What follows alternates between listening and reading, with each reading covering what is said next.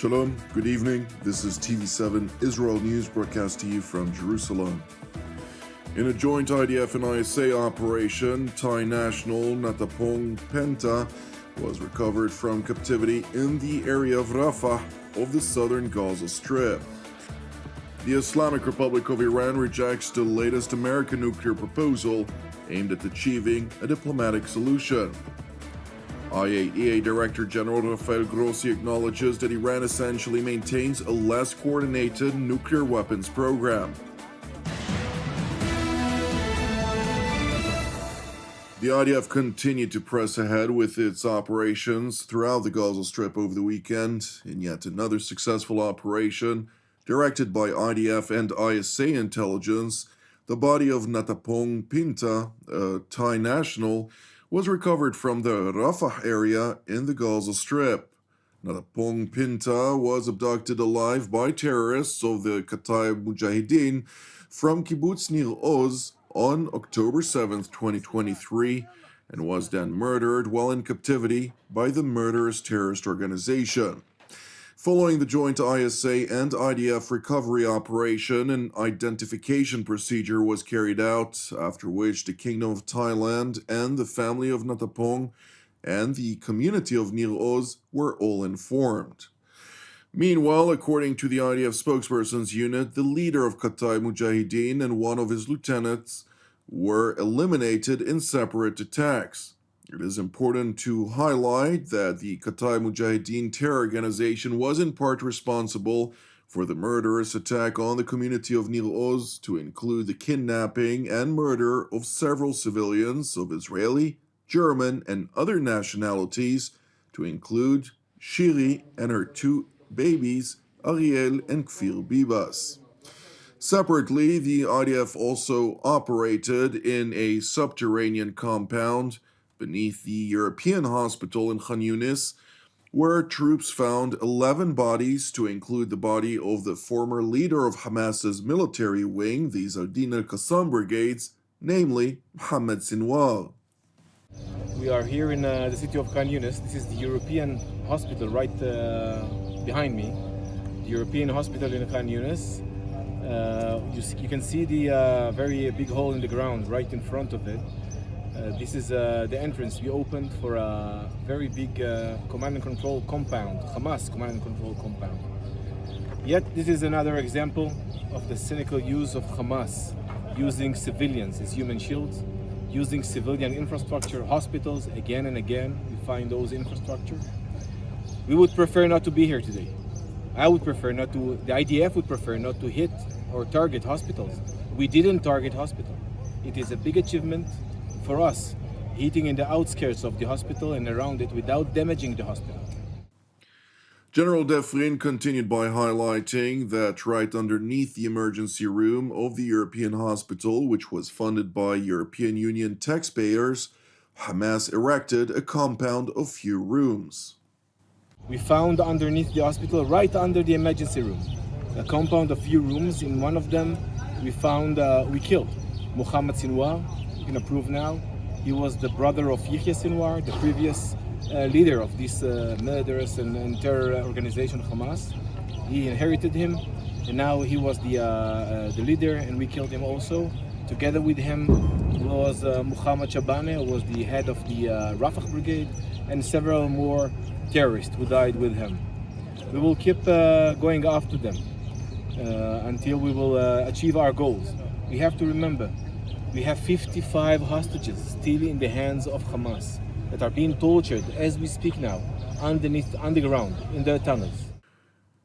Meanwhile, in the Mediterranean Sea, where pro-Hamas activists, to include former climate child activist Greta Thunberg, sought to breach Israel's blockade on the Gaza Strip, nevertheless, to their apparent dismay, they had reached the end of their self-promoting propaganda voyage. IDF troops boarded the vessel of the pro-Hamas activists, dubbed Madeleine, and after providing them with water and food, the sailboat was towed by an Israeli naval vessel to the port of Ashdod, after which they were due for deportation.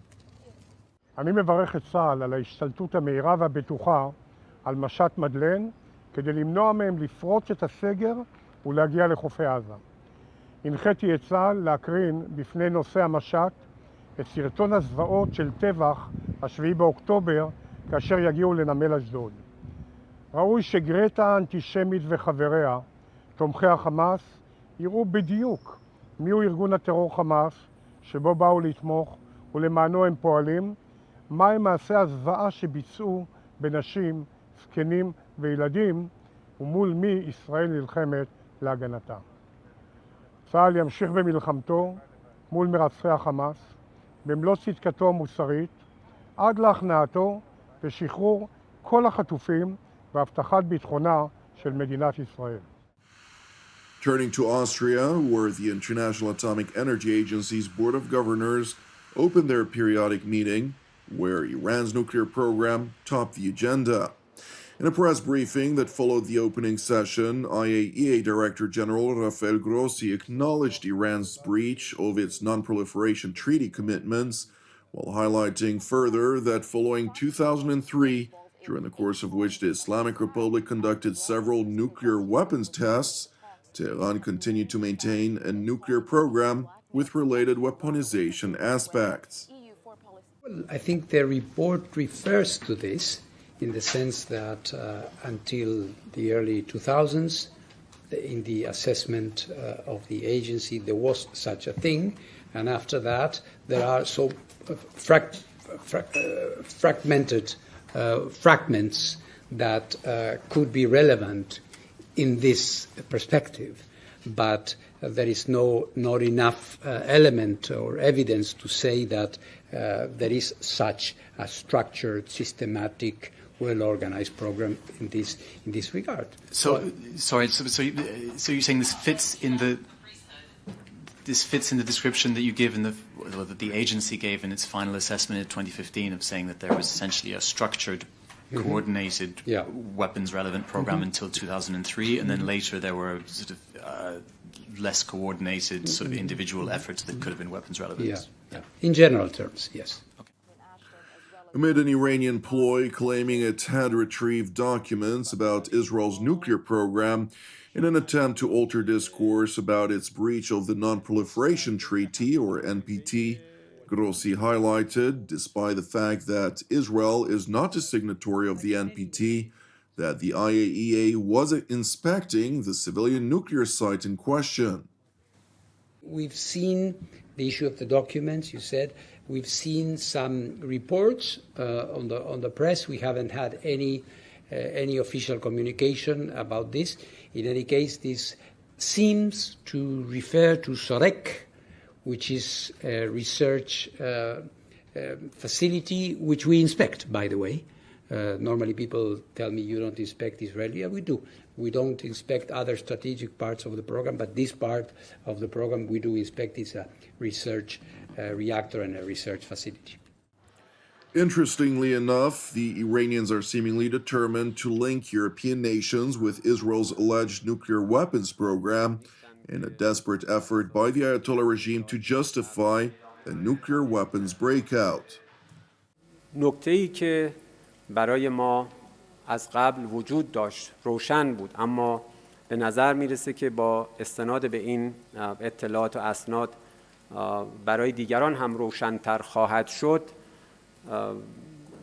هسته‌ای نظامی رژیم صهیونیستی است و این خب بسیار معنادار خواهد بود. طرف‌هایی که مدام از ضرورت منع اشاعه هسته‌ای صحبت می‌کنند، برنامه هسته‌ای صلح‌آمیز جمهوری اسلامی ایران رو مدام زیر سوال می‌برند، خودشون فعالانه در راستای تجهیز و تقویت برنامه هسته‌ای نظامی اسرائیل فعال هستند. The Iranian Foreign Ministry spokesman continued by announcing that the Ayatollah regime essentially rejects President Donald Trump's latest proposed nuclear deal, highlighting that it aims to relay a counter-proposal in the near future. پیشنهاد آمریکا چنین مختصاتی رو نداشت و در واقع برآیند 4-5 دور مذاکره قبلی نبود. ما طرح پیشنهادی خودمون رو به زودی بعد از نهایی شدن از طریق عمان به طرف مقابل ارائه خواهیم کرد و طرحی است که معقول منطقی و متوازن هست و توصیه می‌کنیم که حتما طرف آمریکایی این فرصت رو قدر بدانه. حتما به نفع آمریکاست که این طرح رو به صورت جدی مطمع نظر قرار بدن. It is important to highlight that the Islamic Republic Supreme Leader Ayatollah Ali Khamenei rejected any scenario in which Iran would forgo its uranium enrichment program, to which President Donald Trump had an unequivocal response over the weekend. What do you make of the Ayatollah saying that they have to enrich? They have to be able to No, they won't be enriching. If they enrich, then we're going to have to do it the other way, and I don't really want to do it the other way, but we're going to have to. What's your latest? There's not going to be enrichment. Thank you for watching TV7 Israel News. As ever, it is important to highlight that TV7 Israel is a non-profit ministry with all of our productions 100% donation-based and therefore completely free of charge. Therefore, if you're blessed by the content of our programs, I would like to encourage you to donate. You can do so via our website at www.tv7israelnews.com. Moreover, I'd like to encourage you as ever, pray for the hostages who've now endured 612 days in Hamas captivity. Pray also for the peace of Jerusalem and the salvation of Israel. Jonathan Hessen wishing you a Shavua Mevorach, and God willing, we'll see you during our next update. Until then, Shalom from Jerusalem.